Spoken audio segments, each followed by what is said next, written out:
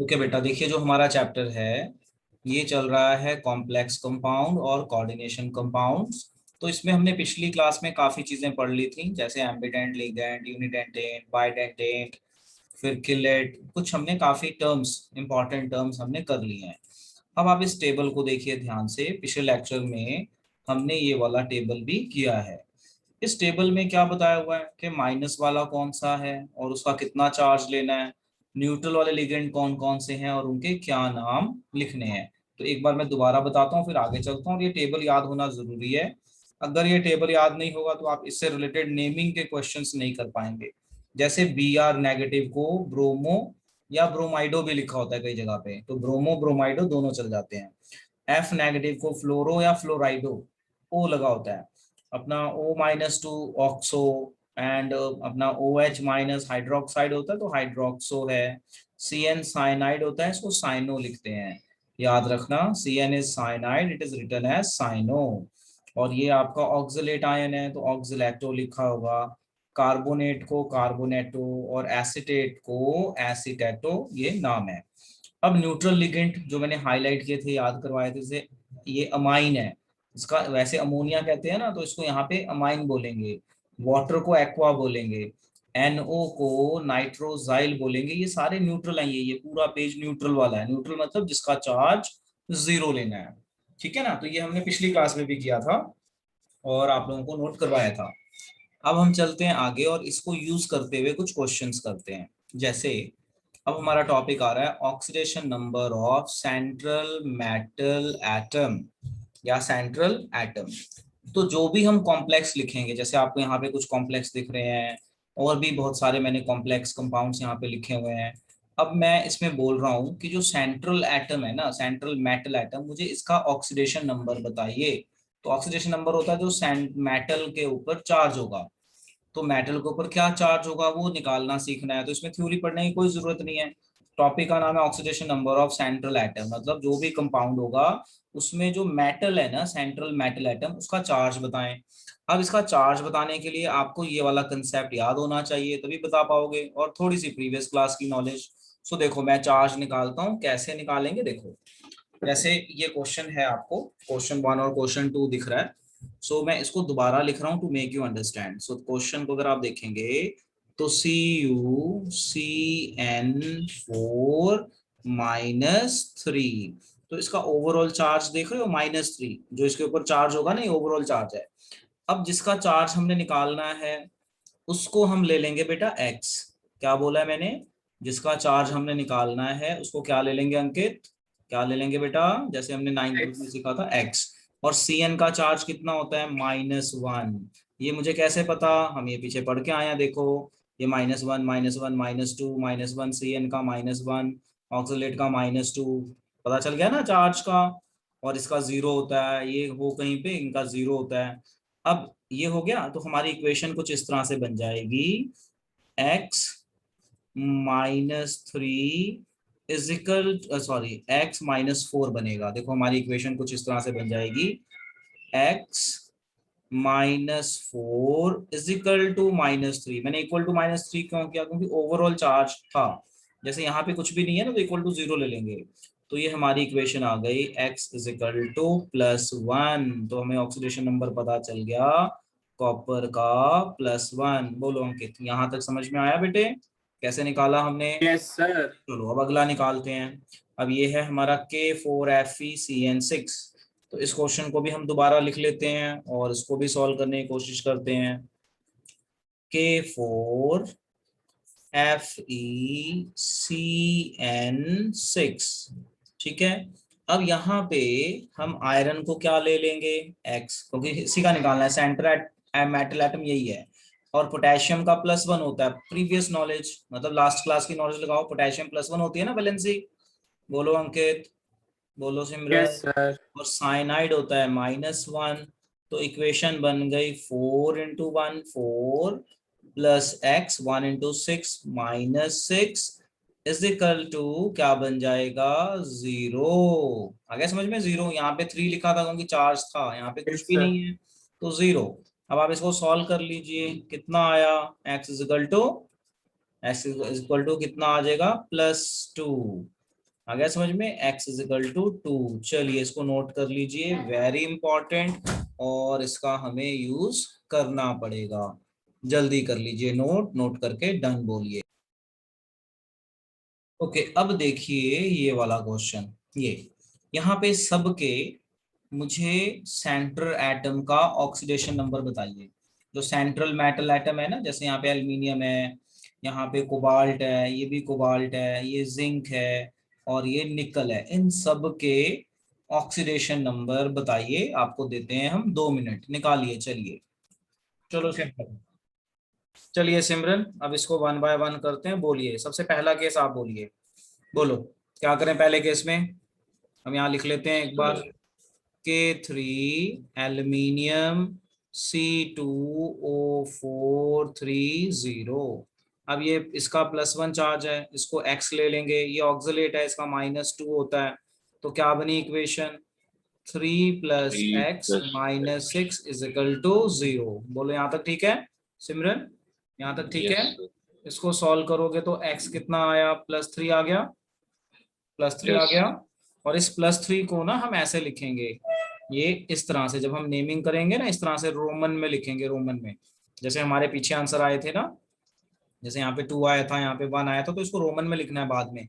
जो भी oxidation number है ना, ये रूल है कि अगर हमें किसी का ऑक्सीडेशन नंबर बताना है नेमिंग करते हुए कॉम्प्लेक्स कंपाउंड का, तो it should be written in Roman. ठीक है जी, चलो अब आ जाओ यहाँ पे। अब आप इस कंपाउंड को देखिए, इस कंपाउंड में क्या क्या दिया हुआ है। इस कंपाउंड में हमारे पास है CO, NH3 4 वाटर, और फिर है हमारे पास Cl और ब्रैकेट के बाद Cl2। अब आप CO का चार्ज निकालना है। NH3 का कितना होता है चार्ज, बताइए बेटा, कितना होता है NH3 का चार्ज, देख के बताइए। ये लो टेबल देखो, NH3 का कितना है, न्यूट्रल, न्यूट्रल जीरो। मतलब, हाँ न्यूट्रल मतलब जीरो, इसका चार्ज जीरो। वाटर भी न्यूट्रल, जीरो, -1 -1। क्या बनी इक्वेशन, x, ये 0 0 को तो हटा दो, x -1 एंड फिर हो गया हमारा -2 = 0। ओवरऑल कोई भी चार्ज नहीं है ना, ओवरऑल इक्वल टू 0। तो इसको सॉल्व कर लेंगे तो x कितना आ जाएगा, x आ जाएगा 3। तो ये भी हमारा रोमन में इस तरह से लिखा जाएगा। चलो अंकित यहाँ पे बताओ इस वाले केस का। इस वाले केस में है कोबाल्ट Cl2, ठीक है, और इसके बाद है हमारा En2, और ओवरऑल चार्ज है प्लस। चलो बोलो, कोबाल्ट को x ले लें अंकित, x ले यस लें। सर। क्लोरीन -1 होता है, En -1। 0 होता है, 0 होता है ना। क्या बनी हाँ जी सर। Equation, x x -1। -2 = 1, सो x +3। बोलो एनी डाउट, +3। क्योंकि 0 को तो नो दिखाने की सर। जरूरत ही नहीं है ना, ये 0 हो गया, ये खत्म, ये ऐसे सॉल्व कर दिया। क्लियर हो गया। सर En का यस 0 सर। होता है हमेशा। हाँ बेटा, En का 0 होता है, ये टेबल याद रखो ना, देखो टेबल में ये न्यूट्रल वाले लिगेंड है, न्यूट्रल मतलब 0 चार्ज। न्यूट्रल लिगेंड्स मींस आपने इनका चार्ज क्या लेना है, neutral ligand means having 0 charge, having 0 charge. ये टेबल इसीलिए तो बनाया था ताकि आपको चार्जिंग की गड़बड़ ना हो। चलो आगे चलते हैं। चलो इसका बताओ अंकित, सीधी सीधी इक्वेशन बना लेते हैं। ये प्लस होता है, ये एक्स होता है, तो ये हो गया 2 + x, इसका होता है -1 -4 = 0, = 0 आएगा कि कुछ और आएगा, बोलो अंकित जल्दी बोलो, कितना आएगा अंकित बेटे, कितना आएगा, कहाँ गए, सर 0 0 0। 0 तो सर, इसको मैं सॉल्व बोल रहा करेंगे हूँ। तो क्या आएगा, x = 2, यानी रोमन में आप इसको 2 लिखेंगे, तो ये हमारा आंसर आ जाएगा x = 2। चलो इसका बताओ बेटा, निकल वाले का। निकल में x +0 = 0, सो x = 0। तो यहाँ पे 0 ही आएगा, यहाँ पे ऑक्सीडेशन नंबर 0 आ जाएगा, यहाँ पे सीधा ही x = 0 हो गया डायरेक्ट, क्योंकि कार्बन मोनोऑक्साइड न्यूट्रल होता है तो 0 आ जाएगा। चलिए इसको नोट कर लीजिए, ये बहुत इंपॉर्टेंट है, ये नहीं याद होगा तो नहीं हो पाएगा आगे वाला काम। तो अब हमने ये समझ लिया कि हमने चार्जेस कैसे निकालने हैं, जो हमने हमें अगले टॉपिक करने में हेल्प करने वाले हैं। अब इसके बाद थ्योरी आती है जिसे हम कहते हैं Werner's theory of coordination compound. ये थ्योरी कुछ नहीं है, बस कॉम्प्लेक्स कंपाउंड को समझाती है और कुछ नहीं है। This theory is very simple, कुछ भी नहीं है। तो इस थ्योरी को पढ़ने से पहले मैं आपको बता दूं ये थ्योरी क्या कहती है, फिर इसको पढ़ेंगे और इसको लिखेंगे कॉपी में। देखिए यहाँ पे, ये मान लीजिए कंपाउंड है, तो हमें पता है जो ब्रैकेट के अंदर वाली चीजें हैं वो हैं हमारे लिगेंड्स, और जो ब्रैकेट से बाहर वाली चीजें हैं ये आयंस बनाती हैं, मतलब ये काउंटर आयन है या फिर आयनाइजेबल पार्ट है। तो ये थ्योरी इसी चीज को एक्सप्लेन करती है कि इसको कैसे रिप्रेजेंट करना है, क्या कहना है। तो ये क्या कहती है थ्योरी, कि कोई भी जो कॉम्प्लेक्स कंपाउंड है उसमें दो तरह की वैलेंसी होती है। एक होती है प्राइमरी वैलेंसी, प्राइमरी वैलेंसी होती है जो ब्रैकेट से बाहर होते हैं, उसको नाम दिया है और उसको हम डॉटेड लाइन से शो करेंगे। और जो ब्रैकेट के अंदर है, ये स्क्वायर ब्रैकेट के अंदर, इसे हम कहते हैं सेकेंडरी वैलेंसी। और सेकेंडरी वैलेंसी होती है फिक्स, क्योंकि ये इसके अंदर कंपाउंड फिक्स होंगे, बाहर कम ज्यादा हो सकते हैं, ये फिक्स होती हैं और इससे शेप का पता चलता है। ठीक है, और इससे ऑक्सीडेशन नंबर का पता चलता है। तो देखो, जो हमारे अंदर वाले लिगेंड्स हैं उनको डार्क लाइन से रिप्रेजेंट करेंगे और ये फिक्स होती हैं, फिक्स। और जो ब्रैकेट से बाहर है ये फिक्स नहीं होती, तो इसको डॉटेड लाइन में बताया हुआ है और इसको कहते हैं प्राइमरी वैलेंसी। अब आपको मैं थ्योरी पढ़ता हूँ, समझिए, कुछ नहीं है थ्योरी में, बस कॉम्प्लेक्स कंपाउंड को समझाया हुआ है जैसे मैंने यहाँ पे दिखाया। लिख रहा हूँ ना वर्नर्स रिप्रेजेंटेशन। सो देखिए यहाँ पे, in 1898 propounded his theory of coordination compound. The main postulates are, जो वर्नर ने मेन पोस्टुलेट दिए वो देखो क्या है। Number 1, coordination compound metal show two type of valency और linkage, primary valency and secondary valency। तो यहाँ पे जो ये कंपाउंड है, इस कंपाउंड को अगर मैं यहाँ पे दोबारा लिखूं तो आपको मैं यहाँ पे देखो समझाता हूँ कि जो हमारे पास ये कंपाउंड है CONH3 6 और ब्रैकेट के बाहर Cl, तो ये है हमारा central metal ion, central metal atom और आयन। इसके पास दो वैलेंसी है, एक ये वैलेंसी है, एक ये वैलेंसी है। इसको कहते हैं प्राइमरी 1 डिग्री, इसे कहते हैं सेकेंडरी वैलेंसी। बस ये समझाया गया है, बस और कुछ नहीं। सो देखिए, in coordination compound metal atoms show two type of linkage or valency, primary valency and secondary valency। Primary valencies are normally ionisable, मतलब जिसके आयंस बन जाएं, कि जो ब्रैकेट से बाहर है ये प्राइमरी वैलेंसी है, इसके आयंस बनेंगे आयनाइजेबल, इसके आयंस बनते हैं और इसको डॉटेड लाइन से रिप्रेजेंट करते हैं, जैसे आप यहाँ पे देख रहे हैं broken lines. Primary valency are normally ionisable, जो हमारी प्राइमरी वैलेंसी है ये आयनाइजेबल है and satisfied by negative ion. The secondary valency are non ionisable, मतलब लिगेंड्स की बात कर रहा है, जो अंदर वाले हैं ब्रैकेट के अंदर उसके आयंस नहीं बनेंगे। They are satisfied by neutral and negative ion. The secondary valency is equal to coordination number, और जो हमारी सेकेंडरी वैलेंसी है ये जनरली कोऑर्डिनेशन नंबर के बराबर होती है और ये फिक्स होती है।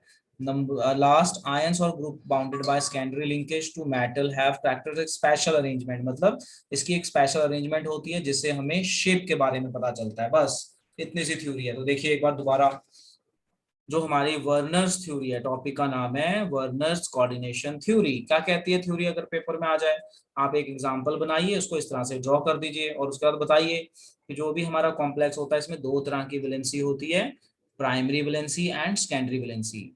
जो प्राइमरी वैलेंसी होती है ये आयनाइजेबल होती है, आयनाइजेबल, ये फिक्स होती है और फिक्स होगी, और शेप की बात करती है, ये शेप देगी, फिक्स होगी तो शेप बताएगी जिससे आपको ज्योमेट्री पता चल जाए।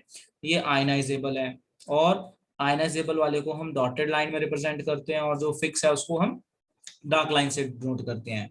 और ये कोऑर्डिनेशन नंबर की भी बात करती है। सेकेंडरी वैलेंसी से हमें शेप पता चलता है, कोऑर्डिनेशन नंबर पता चलता है, और यहाँ से आयनाइजेबल से हमें चार्ज पता चलता है कॉम्प्लेक्स का, जो आयनाइजेबल पार्ट है यहाँ से हम चार्ज की बात कर सकते हैं। चलिए अब इसको नोट कर लीजिए, कुछ भी नहीं है, वेरी वेरी सिंपल, वेरी। देखो बेटा, अब मैं एक बार दोबारा बताता हूँ वर्नर्स थ्योरी को। यहाँ मैंने शॉर्ट में पॉइंट्स बनाए हैं, दोबारा बताता हूँ, फिर उसके बाद आगे चलते हैं अगले टॉपिक पे। तो पेपर में आ जाए right notes on Werner's coordination theory, तो आपने ऐसे ही पॉइंट बना के लिखने हैं। इसको मैंने थोड़ा सिंप्लीफाई कर दिया है, तो यहाँ से पॉइंट बना लेना। पॉइंट नंबर 1, कॉम्प्लेक्स कंपाउंड में central metal ion has two kind of valencies. ये हो गया point 1, primary valency and secondary valency. Point number 2, primary valence is ionizable and secondary valence is not ionizable and fixed.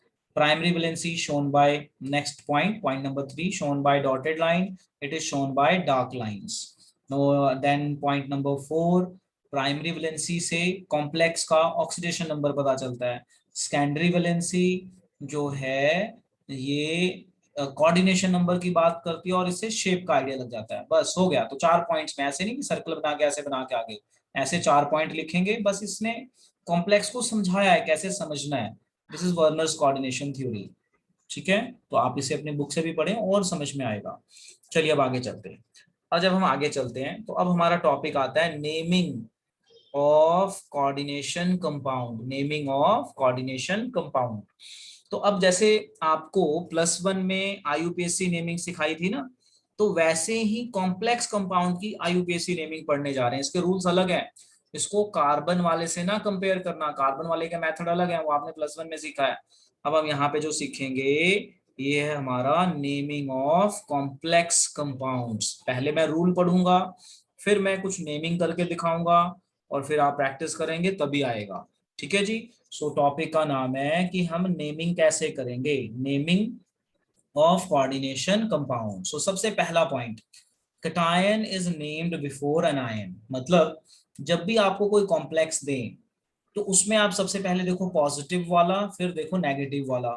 तो positive का नाम पहले लिखा जाएगा, नेगेटिव का नाम बाद में लिखा जाएगा। यानी पहला रूल क्या कह रहा है, मैं आपको एग्जाम्पल से समझाता हूं जिससे आप समझ पाए बहुत ही अच्छे तरीके से। क्या है एग्जाम्पल, समझिए। देखो मान लो आपको कोई कंपाउंड दे दिया नेमिंग के लिए, तो कंपाउंड हम यहाँ पे लिख देते हैं जैसे K4FeCN6, ये कंपाउंड दे दिया आपको। और एक कंपाउंड और कर लेते हैं, CONH35Cl2, Cl2 नहीं, इसको 4 कर लेते हैं, इसको 4 करते हैं, इसको 2 करते हैं, और एक बाहर हम Cl लगा देते हैं। ठीक है, ऐसे कर दिया। तो सबसे पहला रूल, हम रूल पढ़ रहे हैं नेमिंग का। सबसे पहला रूल क्या पढ़ा, सबसे पहला rule, cation is named before anion. मतलब सबसे पहले आप देखो कटायन कौन सा है, एनायन कौन सा है। तो जो पहले होता है वो पॉजिटिव होता है, जो बाद में होता है नेगेटिव होता है। यानी ये हो गया कटायन। समझ रहे हो ना, बोलते जाना बेटा, इंडिकेशंस देते जाना। ये यस सर। कटायन, ये हो यस गया सर। एनायन, ये हो गया कटायन, ये हो गया एनायन। लो जी, ये पूरा। अब आपको ये आइडेंटिफाई करना है कि कटायन कौन सा है। कटायन मतलब क्या है कहने का, कि कटायन नॉर्मल सिंपल इस तरह का भी हो सकता है, और आपका कॉम्प्लेक्स भी हो सकता है। अगर कॉम्प्लेक्स पहले है, ये ब्रैकेट पहले है तो ब्रैकेट कटायन, ब्रैकेट से बाद में कुछ है तो वो एनायन। यानी ब्रैकेट पहले है तो ब्रैकेट कटायन, और ब्रैकेट से पहले कुछ और है तो वो कटायन। यानी ये हो गया एनायन, ये पूरा हो गया हमारा एनायन। इसी तरह से ये हो गया हमारा एनायन। समझ गए ना, समझ गए, ये हो गया हमारा यस सर। एनायन। तो पहला रूल तो हमें समझ में आ गया कि कटायन का नाम पहले लिखना है, एनायन का बाद में लिखना है। ये चीज समझ में आ गई। फर्स्ट रूल कि जब भी हम नेमिंग करेंगे हम देखें कटायन कौन सा है, तो कटायन का नाम पहले, एनायन का नाम बाद में। ठीक है, तो यहाँ पे के पहले है तो के का नाम पहले आएगा, ये पूरा एनायन है, इसका नाम बाद में। ये अब कटायन बन गया तो इसका नाम पहले। अब क्वेश्चन है कि ब्रैकेट के अंदर वाली चीजों को नाम कैसे देंगे, चाहे वो कटायन हो चाहे एनायन हो। अब ब्रैकेट के अंदर दो चीजें हैं, मेटल एंड लिगेंड। किसको पहले लिखेंगे, तो वो है लिगेंड को पहले लिखना होता है। तो देखो रूल नंबर 2, रूल नंबर 2 कहता है within the complex ion, मतलब ब्रैकेट की बात हो रही है, the ligands are named in alphabetical order. लो जी, इसे हाईलाइट कर रहा हूं, ये वाला पॉइंट बहुत इंपॉर्टेंट है कि अगर एक से ज्यादा लिगेंड है ना तो अल्फाबेटिकल ऑर्डर फॉलो करना है। एक से ज्यादा लिगेंड है, देखो एग्जांपल देखो, यहाँ पे CN है, यहाँ पे जो लिगेंड है CN है, यहाँ पे 2 लिगेंड है अलग अलग। तो यहाँ पे तो अल्फाबेटिकल ऑर्डर की बात ही नहीं है, यहाँ पे तो सीधा ही साइनो आ जाएगा। यहाँ पे अमाइन और क्लोराइड है, तो यहाँ पे आएगा टेट्रा अमाइन। अल्फाबेटिकली ए पहले आता है ना, तो tetra amine di chloro, die chloro या क्लोराइडो। बेटा समझ में आ रहा है क्या कह रहा हूँ, कि जब आप कॉम्प्लेक्स का नाम लिखोगे यस और सर। लिगेंड्स एक से ज्यादा होंगे, जैसे यहाँ पे सेम ही है लिगेंड, तो यहाँ पे तो कोई अल्फाबेटिकल ऑर्डर फॉलो नहीं होगा। यहाँ पे 2 लिगेंड है, 2 लिगेंड है तो यहाँ पे अल्फाबेटिकल ऑर्डर फॉलो होएगा। कौन कौन से लिगेंड है देखो, यहाँ पे ये है amine, this is your amine, नाम हमने पीछे याद किया था। ये क्लोराइड, क्लोराइड को क्लोरो या क्लोराइडो कहते हैं। अल्फाबेटिकली ए पहले आता है ना, तो हम लिखेंगे tetra amine di chloro, tetramine dichloro, ये टेट्रा डाई को नहीं कंसिडर करना, इसके नाम का अल्फाबेट पहले, तो टेट्रामाइन डाइक्लोरो, फिर मेटल का नाम आएगा। याद रखना कि जब भी हमने ब्रैकेट वाली चीज का नाम लिखना है ना, चाहे वो कैटायन हो चाहे वो एनायन हो, ब्रैकेट वाली चीज का नाम लिखना है तो पहले लिगेंड फिर मेटल का नाम और चार्ज, मेटल का चार्ज भी सीखा ना हमने निकालना, ऑक्सीडेशन नंबर वो भी लिखा जाता है। तो अभी जब हम लिखेंगे तब आएगा। अब आ जाओ यहाँ पे अगला rule, the anionic ligands drop ide and add O. तो ये हम नाम तो पढ़ चुके हैं, जैसे क्लोरो क्लोराइड था, क्लोरो साइनो, ओ हम यूज कर रहे हैं ना। देखो ये बात समझ में आ रही है, जैसे ये क्लोराइड है तो क्लोराइड को क्लोरो लिखा ना हमने, Yes, sir. बस ओ, यानी जो नेगेटिव वाले लिगेंड है। तो ये मैंने ऑलरेडी टेबल याद करवा दिया आपको, ये सोचना ही नहीं है आपको। आप देखो मैंने ऑलरेडी ये टेबल याद करवा दिया है कि जितने भी नेगेटिव वाले ना इनके नाम में देखो ओ आ रहा है, ओ आ रहा है, ओ आ रहा है। इनका एक्चुअल नाम तो ये था साइनाइड नाइट्राइड ये, बट हमने जो नेमिंग में नाम यूज करना वो ये है। तो ऑलरेडी ये मैंने बोला था आपको टेबल याद कर लो, तो ये पंगा ही नहीं है आपको, तो यहाँ पे कोई पंगा ही नहीं है। अब आ जाओ उसके बाद, the numerical prefix is used to indicate number of ligand, जैसे डाई लगा दो, ट्राई लगा दो, टेट्रा लगा दो, ये न्यूमेरिकल प्रीफिक्स है। तो वो कितने लिगेंड हैं, जैसे यहाँ पे कितनी बार है लिगेंड, यहाँ पे 6 बार है तो इसको हेक्सासाइनो बोलेंगे। यहाँ पे 4 बार है टेट्रा, यहाँ पे 2 बार है, क्या बोलेंगे 2 बार को, डाई। तो ये रूल इजी है, सेकंड वाले रूल में कोई दिक्कत नहीं है। Prefix do not affect the alphabetical order, prefix मतलब डाई ट्राई को अल्फाबेटिकल ऑर्डर में नहीं लेना। अब ये बहुत इंपॉर्टेंट है, ligands that include numerical prefix in the name, prefix bis tris tetrakis to indicate their number। ये बहुत इंपॉर्टेंट है, बहुत बहुत इंपॉर्टेंट ये पॉइंट। क्या है ये पॉइंट, समझिए जरा ध्यान से, एग्जांपल से समझाई जा रहा हूँ, समझते जाओ। देखो एग्जांपल देता हूँ एक, जस्ट ट्राई टू अंडरस्टैंड। जैसे मान लीजिए आपके पास है COEN2, ठीक है, ये कंपाउंड है आपके पास COEN2Cl2, समझ में आया। देखो ये कंपाउंड है, ये एक एग्जांपल थी, ये दूसरी, ये आपका Yes, sir. ये पॉजिटिव है ये नेगेटिव है, वो तो अब आपको पता ही है। अब आपको पता है EN का नाम क्या होता है, you know what is a full form of EN, क्या नाम है EN का नाम है Thylene, इथिलीन डायमीन, याद आ गया इसका नाम, इथिलीन Yes, डायमीन। sir. अब देखो इसके नाम में ऑलरेडी डाई आ रहा है, इसके नाम में ऑलरेडी डाई आ रहा है ना, Yes, ऑलरेडी sir. डाई आ रहा है। तो जो मैंने रूल पढ़ाया है, इस रूल का क्या मतलब है, ये कह रहा है कि अगर किसी के नाम में ऑलरेडी डाई आ रहा है, मतलब न्यूमेरिकल प्रीफिक्स डाई ट्राई आ रहा है, तो आप दोबारा से डाई यूज नहीं करेंगे। मतलब आप इसका ऑलरेडी नाम में डाई आ रहा है तो आप इसको डाई इथिलीन डायमीन नहीं लिखेंगे। समझ में आया मैं क्या कह रहा हूं, कि अगर हम इसका Yes, नाम sir. देखें तो इसका नाम ही है इथिलीन डायमीन, और इस 2 के लिए डाई लिखेंगे। मतलब अगर आपने इसको ऐसे लिख दिया डाई इथिलीन डायमीन, कि इसके नाम में ऑलरेडी डाई आ रहा है, तो अगर इसके नाम में ऑलरेडी डाई आ रहा है और आपने इस तरह से लिख दिया तो इसको गलत माना जाएगा। जैसे क्लोरीन है तो क्लोरीन के नाम में डाई नहीं आता, इसको डाइक्लोरो लिख सकते हो, इसको टेट्रामाइन लिख सकते हो, इसको हेक्सासाइनो लिख सकते हो। बट अगर किसी के नाम में ऑलरेडी डाई आ रहा है तो आप डाई नहीं लिखेंगे, आप लिखेंगे बिस। क्या कह रहा है, अगर 2 होगा ना तो उसे लिखेंगे बिस, और अगर वो 3 बार रिपीट होगा तो ट्रिस, 4 बार रिपीट होगा तो टेट्रा किस। तो इस तरह से आपने ध्यान रखना है। तो इसका नाम बनेगा बिस, क्या नाम बनेगा, बिस इथिलीन डायमीन। चलो समझ में आया, बिस इथिलीन Yes, sir. डायमीन। तो क्या समझ में आया, बिस इथिलीन डायमीन, क्या समझ में आया कि अगर नाम में ऑलरेडी डाई वर्ड लगा है तो ये अगर हमने डाई लिख दिया तो गलत हो जाएगा। उस केस में अगर 2 है तो हमने लिखना है बिस, और यहाँ पे 3 है, मान लो EN के साथ 3 है तो ट्रिस, और 4 हो जाए तो क्या लिखेंगे, टेट्राकिस। ठीक है जी।